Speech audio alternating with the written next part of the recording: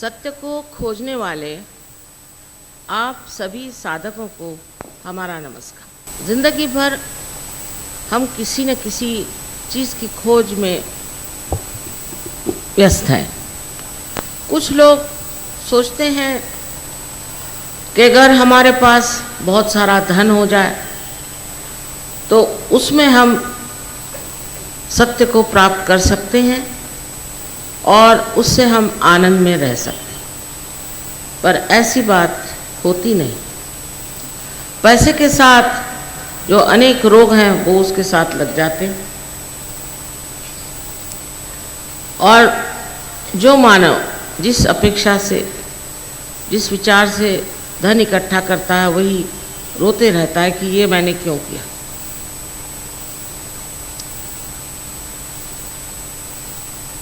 कोल्हापुर के पास एक बहुत बड़ी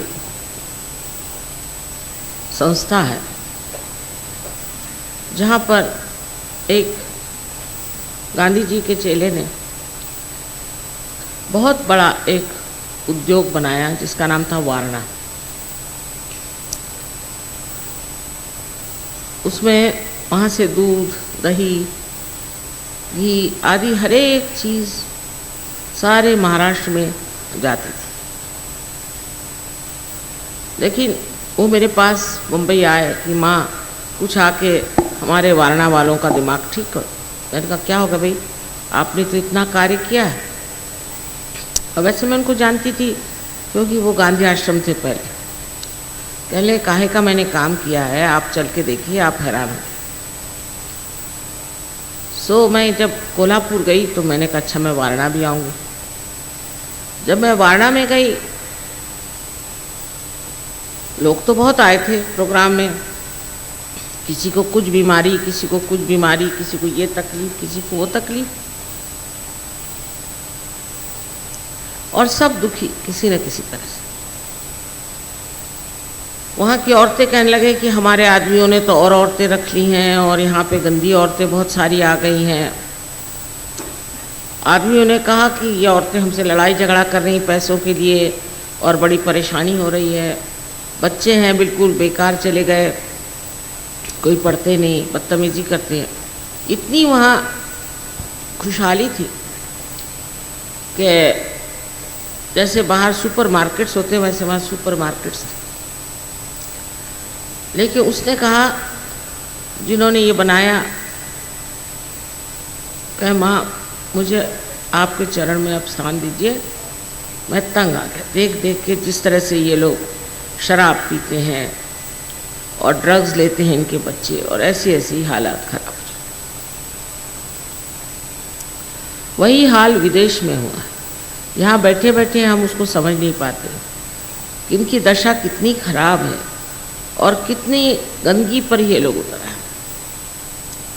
और इन लोगों के लिए एक ज़माने में अपने देश में म्लेच्छ कहा जाता था। माने मलक की जिनको इच्छा होती वो ये म्लेच्छ, माने जो कुछ गंदगी है उसके तरफ नजर रखना, उधर जा, उसमें से पैसा मिल गया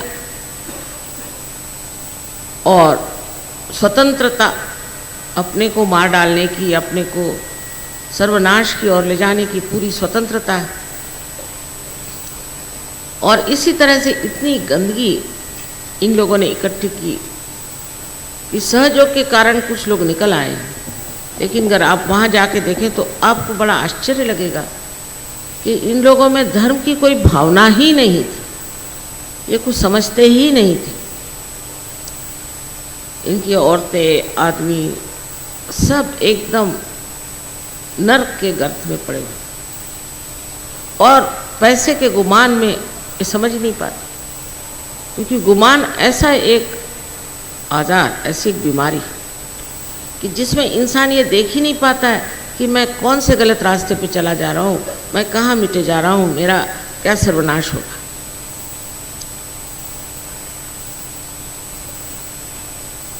लेकिन अब भी मैं कहूँगी कि आज भी इस भारतवर्ष में अब भी हम लोग पाप और पुण्य को समझते हैं। जो गलत है वो गलत है, जो सही है सही। करते हैं सब कुछ, करने में कुछ हम कम नहीं हैं, लेकिन समझते हुए जानते हैं कि ये गलत बात है, ऐसा नहीं करना चाहिए। उन लोगों से हमें कुछ सीखना है नहीं, उनको ज़रूर हमसे सीखना है, इसमें कोई शक। और उन्होंने सीखा है, बहुत सीख लिया, बहुत गहराई से सीख लिया, जितना एक हिंदुस्तानी नहीं सीख सकता उतना इन्होंने सीख लिया। मैंने इनसे पूछा कि आखिर आप लोग इस तरह से ये सहज इस संस्कृति में कैसे आ गए, एकदम से आपने कैसे पकड़ लिया, आखिर ये तो बिल्कुल विरोध में बैठती। तो उनका माँ हम कीचड़ में धंसे जा रहे थे, जैसे ही सहज का सहारा निकला तो जोर से बाहर आ गए, तो फिर ना इसमें घुस पड़े, अंदर ही धस के चले जा रहे थे। और जब हमें सहारा मिला तो हमने सोचा इससे बढ़ के और सहारा क्या हो सकता है बचने का। बिल्कुल नाक और कान सब डूबने लग गया। तो इनकी जो श्रद्धा है, इनका जो विश्वास, उसको देख करके मैं हैरान होती हूँ। ऐसे ही रशिया के लोगों को जिन्होंने कभी भगवान का नाम भी नहीं सुना, जो कुछ भी नहीं जानते अपने बारे में, इन राम कृष्ण मोहम्मद साहब किसी का भी नाम नहीं सुना, जिन्होंने नानक को नहीं जाना, वो लोग इस तरह से सहयोग में कमाल के हैं कि कुछ समझ में नहीं आता कि इनकी अकल में सहज कैसे बैठ गया।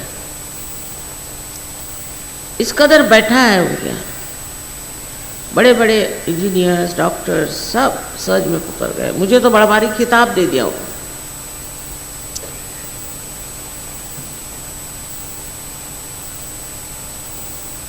तो इसमें एक चीज़ हिंदुस्तानियों को सोचना चाहिए कि हम इस देश में पैदा हुए हैं, पूर्व जन्म के हमारे बहुत पुण्य कर्म थे, और ये एक कर्मभूमि है जहाँ पे कि अनेक साधु संतों ने अपना खून सींचा है। ये योग भूमि, और इस योग भूमि में आप पैदा हो। उसके बाद मैं जो देखती हूँ वो ये है कि सब चीज़ जानने से इंसान अनजान हो जाता है।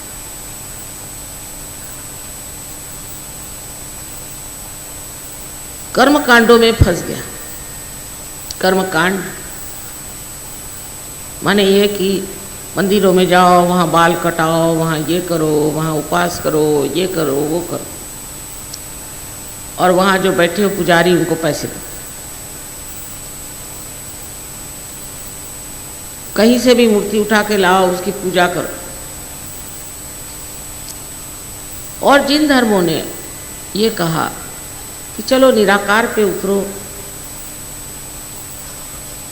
वो लोग बस किताब ही पढ़ रहे हैं।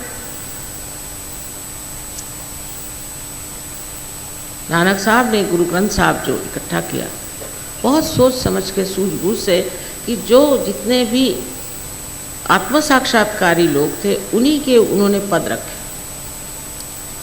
लेकिन उसे रटे ही जा रहे, रटे। अरे भाई, रटने से कुछ मिलेगा? यही हाल मुसलमानों का है। गलत तरीके से हर एक चीज़ को समझ करके अपना ही एक मार्ग बना लिया। ये जो हमारे अंदर हर तरह के गलत संस्कार पड़ गए हैं और जिससे हम कर्म कांडों में फंसे हैं, उससे अब जागने का समय आ गया है। ये समय भी ऐसा आया। आप सब इसीलिए सब कर रहे थे क्योंकि आप खोज रहे थे अंदर की शांति, आप खोज रहे थे, आप परमात्मा को खोज रहे थे। लेकिन इस खोज में रास्ता थोड़ा चूक गया, गलत रास्ते पे हम चले, और क्योंकि जिसने चला दिया वो चल दिया। फिर उसके बाद अपने यहाँ गुरु घंटालों की कमी नहीं। ऐसे ऐसे गुरु घंटाल बैठे हुए हैं और ऐसी ऐसी बातें पढ़ाते हैं कि उसी के चक्कर में इंसान आ जाता है। एक एक का सुनिए तो मैं आश्चर्य हूँ। कोई कुछ कहता है तो कोई कुछ कहता है, लेकिन लोग इतना विश्वास कर लेते हैं हर एक चीज़ में, इतनी अंधश्रद्धा है, क्योंकि खोज गहरी है, इसलिए जो भी मिले जो भी कुछ कहे वो मान लेते। हमारे उधर एक गुलाब बाबा करके महाराज आए, उनको हम बचपन से जानते हैं, बड़े खराब तबीयत के आदमी थे वो, बचपन से उनको जानते हैं, और उनके माँ बाप उनसे था, लेकिन वो बाबा जी बन गए। फादर की डेथ हो गई, मदर को पता नहीं, बाबा जी बन गए। तो वो सब जगह जा कर के कुछ ना कुछ चमत्कार दिखाते। तो एक गांव में गए, वहाँ जाकर कहा कि देखिए यहाँ से पानी निकलने वाला। उन्होंने किसी चीज़ को धड़ाम से मारा तो ज़मीन में से पानी निकल आया। तो लोग सब पड़ गए उनके पैर पर। अरे पानी निकालना कोई बड़ी भारी चीज़ है क्या? आप क्या पानी निकालने के लिए आए हैं इस दुनिया में कि पानी निकालने वाले को देखने आए? अब सब आए, उनको पैसे देना शुरू कर दिया, ये करना शुरू कर दिया, वो देखो। सब्सक्राइब कीजिए कुंडलनी जागरण को और प्रेस कीजिए बेल आइकन को, जिससे कि आपको मिल सके हमारी लेटेस्ट वीडियो सबसे पहले।